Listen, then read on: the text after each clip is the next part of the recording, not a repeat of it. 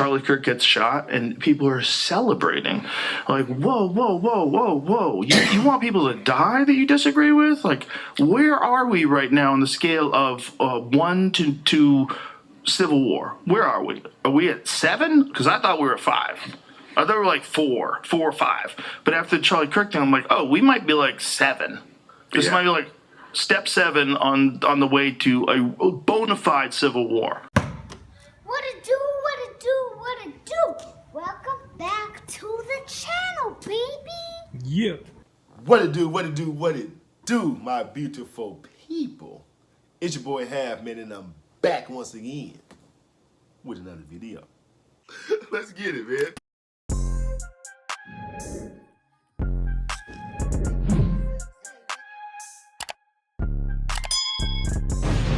How y'all doing out there today, man? Happy Thursday to everybody out there. Hope everybody enjoying their day today. It's almost the weekend. The weekend's almost here.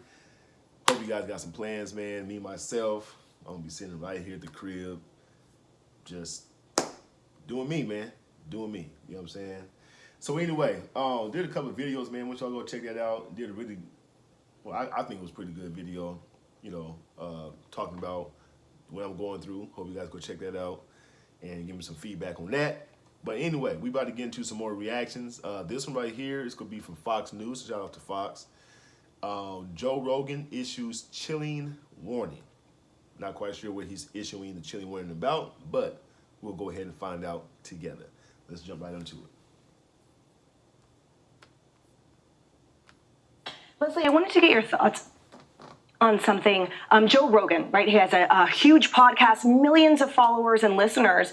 And as I argue, he has a subscription to Curiosity. He's not party affiliated, but he had this warning for the left where he talked about that these celebrations, these vile celebrations over Charlie Kirk's assassination might push America to the brink. Let's watch.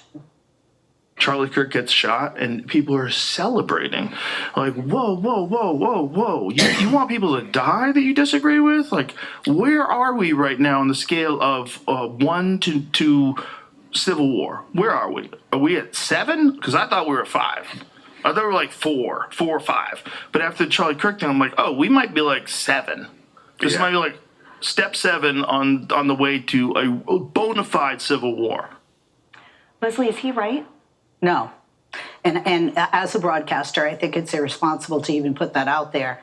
You know, we're a great nation, and one of the things that... How do you guys think about that? You guys think we're on the verge of a civil war based off of the assassination from Charlie Kirk? Comment down below, let me know. War. Leslie, is he right? No. And as a broadcaster, I think it's irresponsible to even put that out there. You know, we're a great nation, and one of the things that makes us great is that we can live together with all of our different ethnicities and cultures and religions and political ideologies. There aren't just two. It isn't just left and right, as we can see from primaries, right? There's left of left and there's right of right. I want to say something about this. I live in California.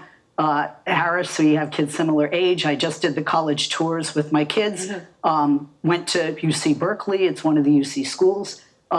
Walk freely on campus. There's no security stopping me. You know, I'm going on campus. And the reason I say that, first, I want to say that violence, and I will repeat that violence is wrong. Violence for any reason is wrong. 2, people in this country have a First Amendment constitutional right to free speech, but not to incite violence.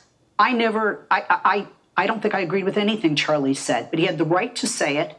You should never, ever, ever say anything demeaning about somebody who has been assassinated, cut down in the prime of life. And in addition to that, you just don't speak ill of the dead. That's how I was raised. You don't speak ill of the dead. Just don't do that. You know, Turning Point has a right to have, you know, their, you know, membership and to have their meetings. But I also want to point out that the University of Berkeley has 46,000 students. And on my radio show, we had a man on the ground, you know, the man on the street, go and talk to people. And it's amazing how many students didn't even know this was going on. They didn't even know. The campus is 98 acres. It's really huge. This was happening on one end of the campus. Also, if you look at all the footage, there are some older people that were there. I find it hard to believe they were students. So I just want to say I don't want the kids at UC Berkeley to all be demonized. I don't believe that everybody there was students. Again, violence is never right. It's never the answer, regardless of your political ideology. And every campus should welcome other opinions. Like Liberty, let some atheists talk. UC Berkeley, let conservatives talk. I believe in that free speech, and I believe that's how we become more united and don't have a civil war. It sounds similar to Columbia. In Columbia, they said a lot of these people weren't their students, but they were organized with the unsavory attitude. What I was thinking From too, right here in New York, yeah. And that's what I wanted to focus on with you, Kaylee. So I grew up right by the campus. I went to Cal for a semester. And regardless if it's a tiny faction, the reality is that it happened and that we saw a violent attack. And then we saw, as Harmeet Dillon discussed, the essentially constructive suppression of free speech, which is unconstitutional and also criminal when you bring in bloody attacks at will. And we're not seeing that on every campus. So the reality is that there is whatever faction has defined it is alive and well, and it is frightening. Yeah, and we cover stories like this endlessly. There's the violence we saw at UC Berkeley. There's the social studies teacher you played that said, "Bye, Charlie, what a piece of garbage. Look what happens." I mean, what an appalling thing to say. And this person is teaching students. That's not just one isolated example. We've seen examples like... Wow. Why would you want to say something like that about somebody who has lost their life, though? Like, I don't understand how people can mock somebody for losing their life. Like, that is, I don't even got a word for that. That's just insane to even say something like that. Like, you know what I'm saying? Like, that's crazy, bro. That's crazy. "Hey, Charlie, what a piece of garbage. Look what happens."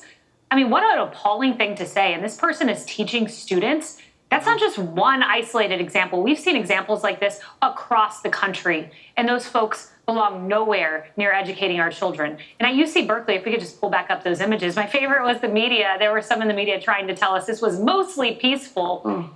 Wasn't mostly peaceful. There were fireworks, there was tear gas. You covered, is that peaceful? There was a bloodied face. No, that's not mostly peaceful. That was a real CNN moment for the media when they said mostly peaceful protests as fire raged behind the reporter. That was in a different context in the summer of 2020.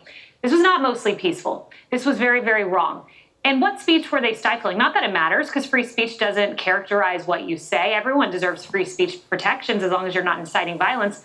But the speech that they were objecting to was that of Frank Turek, who was one of the two speakers. Frank Turek, a pastor, he was one of the last people with Charlie on that day, stood on the stage and said, "The Bible talks about the fact that testing produces patience, patience produces character, tribulation leads to hope, and it says all things work together for the good of those that love God." So that's the hateful speech to which they were protesting. I had Frank Turek joining me Saturday to talk about that moment as people tried to stop him from speaking and stop the people outside there. And I just want to end with Bill Maher. I never thought that I'd be someone who quotes Bill Maher frequently, but I want to because he has been very good on these issues.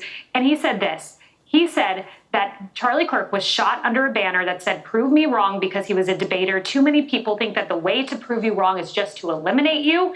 He said that is gross. And he says, "I have no use for you if you say those things." Good for Bill Maher once again for standing up for free speech. Good for you, Leslie. And I hope we hear that broadly. Yeah.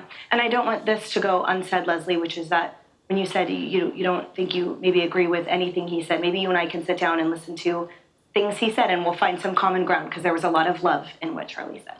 I'm Steve Ducey. I'm Brian Kiln. You know, it's sickening again to hear people say, you know, call him trash and you know, goodbye, like they're glad that he lost his life. That is so sickening. It's nasty. It's gross. It's ugly, and it's unacceptable. You know, it's really unacceptable. It just don't make no sense. You know, and again, a lot of people disagreed with what Charlie Kirk said. You know, and like I say, man, you're not going to agree with what everybody says. Like, you know, like everything that comes out of somebody's mouth, you're not going to always agree with it. There could be something that you will agree with, something that you may not. That's just the way life is. That's what makes life so unique. Like, Imagine we all thought the same, looked the same, did everything the same. It'd be boring. You know what I mean? And as far as the free speech thing, yes, we supposed to live in a country with free speech, but we all know that that's I was about to cuss, but that's some BS. You know, that is BS, man. We do not live in a country to where we can have freedom of speech, because as soon as you say something that doesn't align with, I guess, the top elite or whatever the case may be, they're trying to cancel you. They try to blackball you. They try to take away your platform. They try to take away your voice because you're speaking truthful. You know what I'm saying? Like, you're speaking the truth, man. And sometimes the truth does hurt. Sometimes it hurts, you know?